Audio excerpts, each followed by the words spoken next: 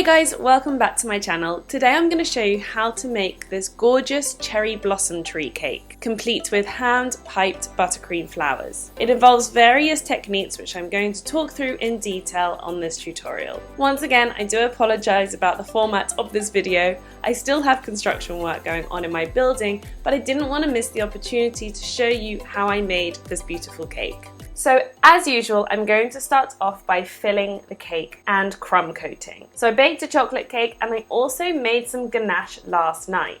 So I always make my ganache the day before I need to use it to ensure that it's at spreadable consistency. The consistency that you want your ganache to be is similar to Nutella. If you haven't already, I highly recommend checking out my ganache masterclass that is on my channel. I've put the link up here for you. So the ganache I'm using is my softer ganache that I'm going to use to fill and stack the cake. I usually put less ganache than I do buttercream because it is a little bit richer, but it's totally personal preference how much ganache or buttercream you usually put in between your cake layers. Same again, same amount of ganache, spreading it out with my palette knife, and I don't worry about this overspill of ganache that's happening around the outside of the cake because I'm going to use that for my crumb coat anyway. What I want here is an even layer in between the cake layers. Third layer of sponge, more ganache, same process. And finally, the last layer of cake. And as always, I'm using the cake layer upside down so I get the flattest side facing up because that's what touched the bottom of the cake tin and I can take advantage of that flat surface. So first I'm going to use this overspill of ganache between the cake layers and spread around the cake. Now I'm using this side to side action with the palette knife, and especially with ganache, you don't want to remove your palette knife from the cake when you do this, otherwise crumbs get inside. I don't need to worry about totally smoothing this layer either because I am going over with the side scraper. So it actually seemed like I already had enough ganache on here to make a nice thin layer. So all I needed was a little bit to go on top, and I'm going to use that same rotating action that I was doing when I was filling up the cake to make the top nice and flat. Once again, I'm not worrying about this overspill because this is actually going to pack in the top corners. Once I'm happy with the top, I'm now going on with my side scraper. Placing my hand towards the bottom of the side scraper and angling it slightly towards me to ensure I can get an even, smooth coating of ganache around the outside. Notice how many times I'm going around as well, and I'm not putting on more ganache. You only need to do that if you haven't put on enough already, but we only want a thin layer here because it's just the crumb coat. And then finally, I'm going to clean off the corners using the side of my palette knife, ensuring that I clean the palette knife every time, otherwise I put some more ganache on top. And crumb coat is done. So just like buttercream, I'm going to set this in the fridge until it's nice and firm.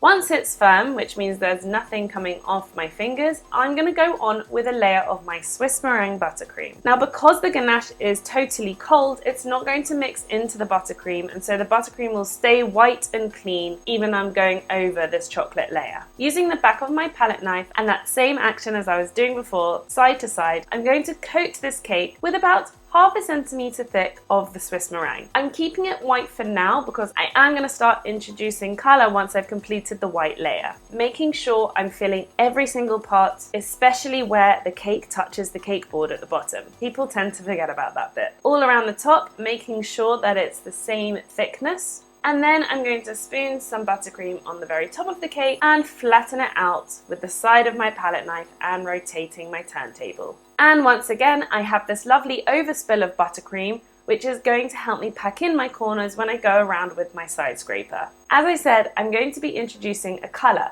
So I'm only going to scrape around to ensure that I have an even amount of buttercream all over the cake. I'm not going to start perfecting all those little air bubbles or lines that the scraper may be causing. So I'm going to do a rough covering now, including cleaning up those top corners. So what I did here is colour about 2 tablespoons of buttercream a very light baby blue. I'm going to dot around small amounts of this blue, but still leaving the majority white because colour tends to overtake the white quite quickly. And a few blobs on the top, and then, as I did previously, flatten out the top, which will start blending the blue.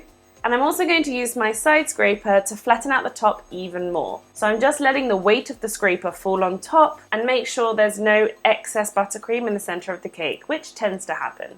Now I'm going to go around the sides again with my side scraper and blend that blue. And you can start to see this watercolor effect happening quite quickly. I go around a few times just to see where the blue is ending up and then go in and fill some of the gaps where I think more blue should be. And places that are slightly too blue, I'll go in with some more white. Keep going around until the edges are nice and smooth. A couple of slower turns to get rid of those pesky little air bubbles. And when I'm happy with it, rather than cleaning off the corners, I want a really nice sharp corner to this cake. So I'm going to freeze this and then cut the corners off after. So while I'm waiting for the buttercream to set, it's time to prepare my buttercream flowers. For this I'm using a tip number 104 in a piping bag, and what's important with this tip is to know where the thin and thicker parts of the tip are. I like to put the piping bag in a tall cup to help me fill it, and here I've got 2 shades of pink buttercream. So with the darker buttercream I'm going to spoon up the sides of the piping bag, like so, and then go in with the lighter buttercream on the other side. So both colours will come out of the piping bag at the same time. And to ensure this happens, I like patting down the buttercream flat on the surface so I can actually see that both colours are going to come out, because sometimes one colour overtakes the other and then it takes a while for it to come out the piping bag. And the most important thing to take note is where the narrow part of the tip is, because whichever colour comes out the narrow part of the tip is going to be on the outside of the petal, and now that's ready to use. What I also have, which is very important when it comes to piping buttercream flowers, is a piping nail and some small squares of parchment paper so I can pipe the buttercream flowers on. I'm going to add a little bit of buttercream on the flower nail to secure the piece of parchment to it, and then start piping. So once again, take note of where the thin part of the tip is, and you want that thin part facing outwards. And as you push, you're going to go up and down to make a petal. So you can also see the 2 tones of buttercream as well, which adds a lovely detail to these flowers. Take the parchment off and carefully place it on the board. And simply repeat the process until you're happy with the amount of flowers that you've piped. I honestly didn't know how many I was going to need for this cake, and I also really enjoy piping flowers, so I piped quite a few. When you've piped a few that you're happy with, what you can do is actually twist the tip to swap the colours. Rather than fill a new piping bag, just twist the tip so the thin part is now matching up with the other shade, and now the darker shade is matching up with the thicker bit of the tip. And you'll see when I start piping, I now have a lighter outer edge and a darker centre, which I think I actually preferred, but I do like the combination of both styles, and will use both for the cake. You'll also notice that I'm doing this shaking action with my hand, and that just creates a little wave within each petal and adds a more realistic touch. So I have plenty of flowers, and I'm now going to place this tray in the freezer because I want these flowers to be as firm as possible before I put them on the cake. Once the buttercream is totally set, I can now get a sharp knife and cut away those top edges, leaving a super sharp corner. I love doing this technique, especially when I'm not covering the top with drips or something. However, it may need neatening up afterwards, so I'm just going to go over it a couple of times with my palette knife.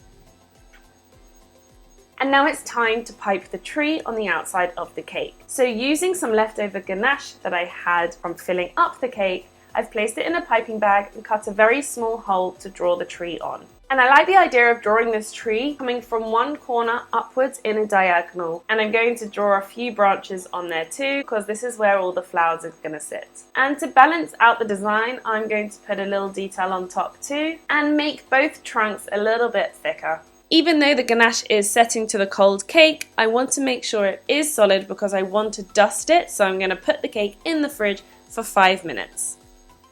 So with a soft brush and some edible gold dust, I lightly dusted the ganache to give it a slight shimmer. So before I go on with my piped flowers, I wanted to add some smaller details using the buttercream. So here I've got that darker shade of pink that I was using, cut a very small hole in the bottom of a piping bag and started piping on small dots. And as I pipe on more, the illusion of this cherry blossom starts to appear. I'll do some on the top as well, and then fill in with some white buttercream too. As a design, this alone definitely counts for cherry blossom, but because I piped those beautiful flowers, I wanted to add those on too. So once they were out the freezer, I can simply take one of the flowers, peel off the parchment, and place it directly onto the cake where I piped those dots of buttercream. I felt the buttercream firm quite quickly, so all I did was add some extra buttercream in places I was going to place on the piped flower. And gradually add more of these piped flowers. And I also alternated between the darker flowers and the lighter flowers.